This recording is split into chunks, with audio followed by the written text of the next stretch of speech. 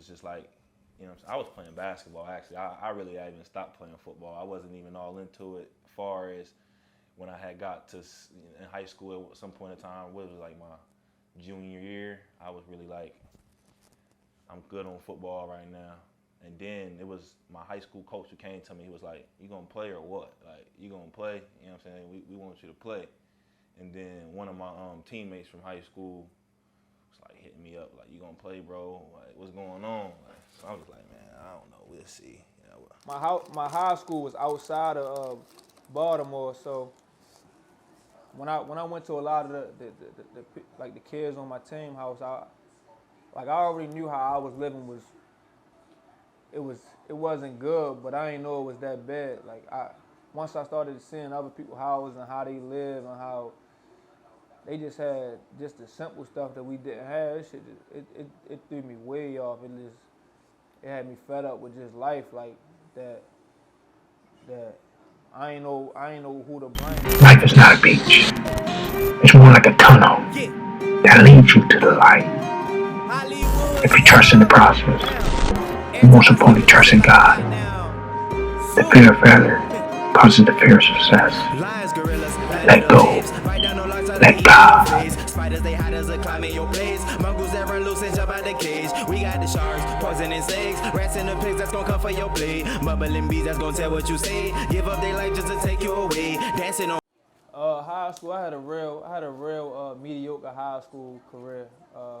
Like I said, I ain't played varsity till I was in the 11th grade. And when I first moved to varsity, we had one of those high schools that basically only one person played both sides of the ball. So we was pretty much stacked.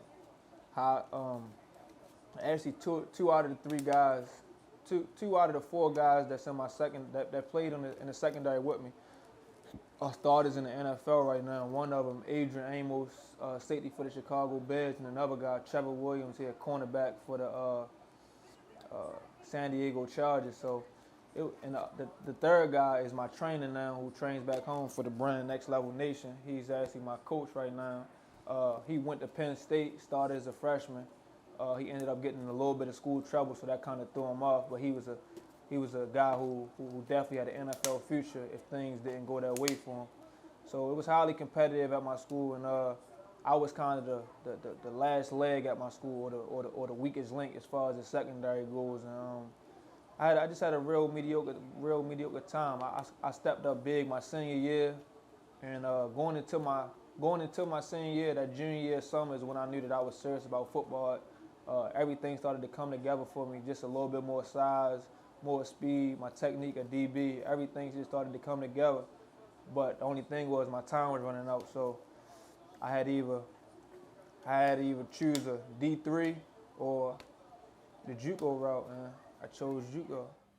growing up in a household, you know, my grandmother being the only one really with a job and providing for us, you know, food and money and all that.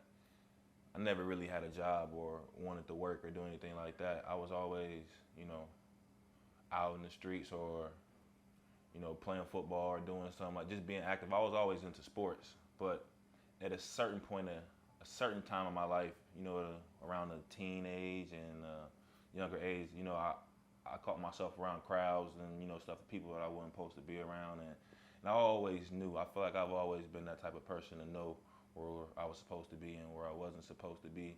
So I feel like every day I was just fighting myself to get to where I wanted to be. And, you know, that was on the field, which was hard because the outside life was the hard part. It wasn't the being on the field part. That's when I felt most at home. So then around high school time, no, around junior high time, junior high, I played my 7th grade year. Then I was doing really well. I was motivated and everything. Just coming out of Pee Wee, was going really hard in Pee Wee. So I thought I was going to, you know, tear up junior high. I went to junior high my 7th grade year. I broke my arm on like second game.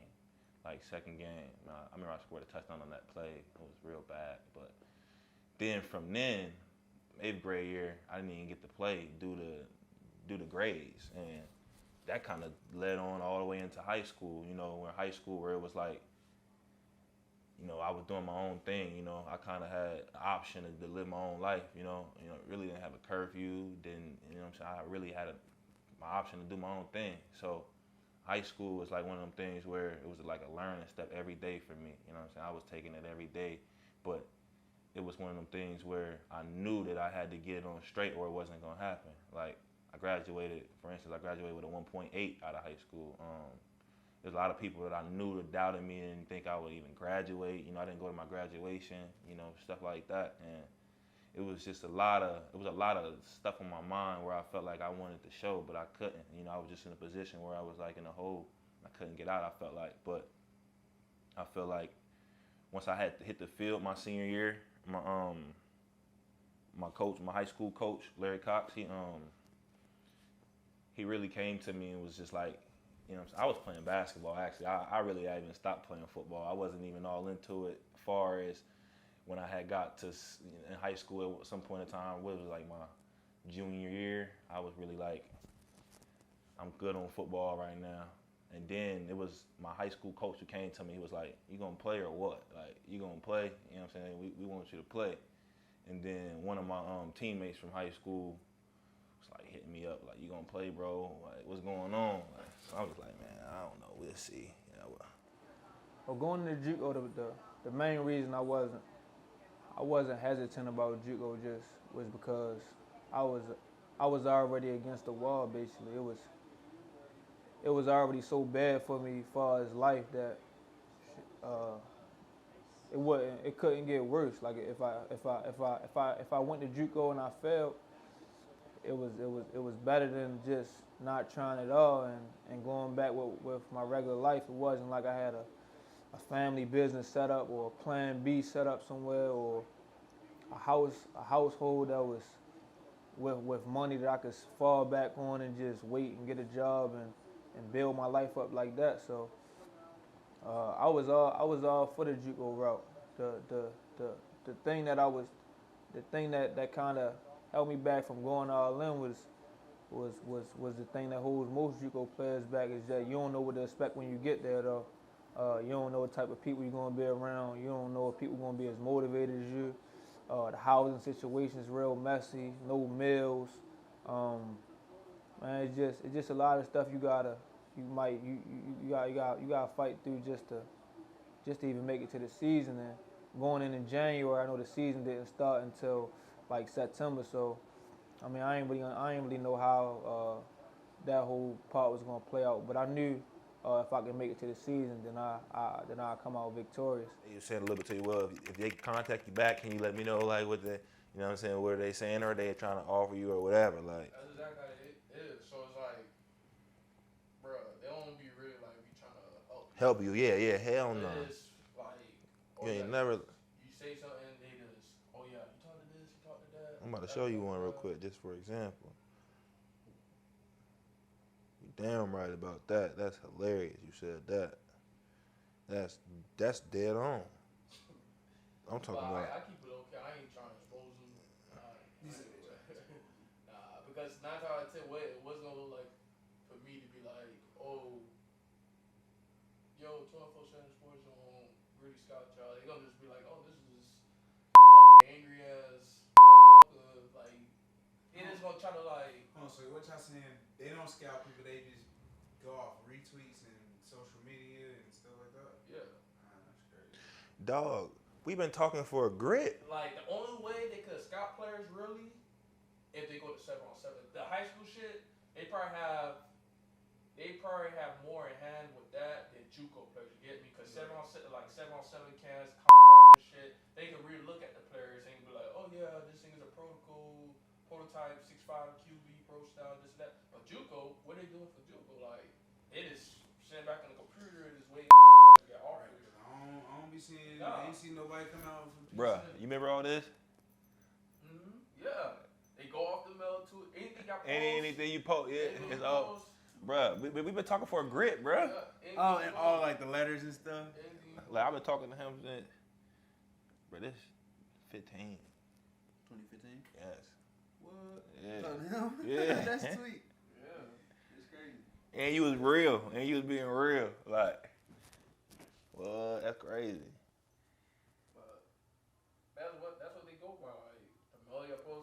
was in the same situation too. Anything I'll say, they'll come to me and be like, oh, you talked to this, talked to that. I'm like, fuck, like, that's the only way y'all hit me up. If shit goes sour, go down south, they ain't hitting you up. All them offers gone and shit. Like this, like, hey, I cover Kentucky recruiting for the Louisville newspaper. Have you committed to UK? What's your phone number? Like shit like that. You know what I'm saying? I think some of these spams. I'd be scared. I ain't spam. But it's hella. Like you look at my inbox, it's hella people. Especially around that time too, when my shit was starting to jump. I'm talking about phone was blowing up. Y'all might be the smallest head tandem in college football. Yo, look at you. Yo, your head to face ratio crazy, ain't your face big as shit. Yo, your head pointy as shit. Yo, you look crazy because you know you still got the pointy head with the look how face. You like a bullfrog in the face. You're like a button. Button ain't funny.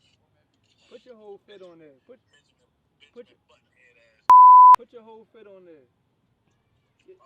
Yeah, you ain't even got no neck no more. You can't bobble with. Look how he eating. Royal got you big. You spoiled now. Hell, you trying to flex your little arms in front of me. Oh, hey yo, that's all. Hey, look, all he do is push-ups. All he do is push-ups in the crib. Damn, he got the jail work. Hey, we got my man JUCO Frenzy over here recording for Will. Yeah, man. Got you on the camera. My guy right here, the best in the business right here, man. Hey, Will Best Johnson, in the a business. hardworking young man. Best in the business. Hey, bro, this my phone. Don't ever shout out Will on my phone. Hey, my fault. One drill. My man Tony right here. Oh yeah. We get You know what I mean? every day. Power 5 They shit. gotta get we on the board too, not just this. We gonna get it in on the mind, up top. Mental, physical, Yeah. spiritually, Yes, sir. financially. Man, we do it all. Yes, sir. Gonna get it in. Out here, it's beautiful out here. You feel me? We call this versatile DB. Like we don't know what position we play. Corner, safety, we don't know. Period. Real. So we might go as anything. We run under 604, y'all don't talk to us. You feel me? Man, We out here He working, the only man. one to talk to me. You Yes, ran sir. 604. We out here working, man. We getting it out here, man. Chase this paper, stack this, yeah, getting money, guala, nigga getting that paper, stack it, hustle for that, guala, put it all on the line, get it by any means, fuck around and get body, coming short on that feet, hustle, forward, muscle, flex, burning, phone, cryptic, message, slug, texting, about that, motor, steady, want it, pronto, yeah. Where Ray Rice from? He used to be right here. Same housing complex and everything. Boy, I remember I had a homeboy at JUCO. He went to Pasadena. Yeah, nigga said they used to sleep in the U-Haul. I swear to God, bro. Like he had. No, I swear to God, bro. He is from Miami, bro. He said they used to sleep in the U-Haul, bro. He said he used to sleep in his homeboy car. Like he said it was a 2-bedroom house, bro, with 8 people in it. He said when they come pay the bill and got evicted, they used to sleep in the U-Haul, bro. I swear. From Miami, bro. I said, boy, look. I see why they like got it tough out there, boy. So one of the reasons I feel like I really played football in my senior year is when I really actually played like a full season.